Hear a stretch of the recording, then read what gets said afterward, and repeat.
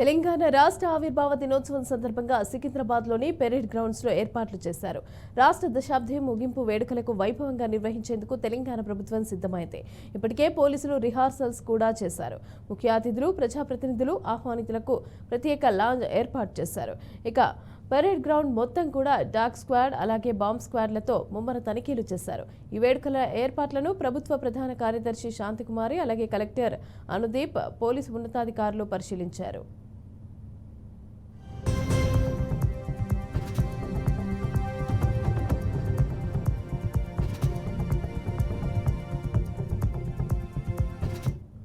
రాష్ట్ర ఆవిర్భావ వేడుకలకు భారీ ఏర్పాట్లు చేసినట్లుగా సీఎస్ శాంతికుమారి తెలిపారు. ఇక ఉదయం 10 గంటలకు సీఎం రేవంత్ రెడ్డి జాతీయ పతాకాన్ని ఎగురవేస్తారని సీఎస్ చెప్పారు.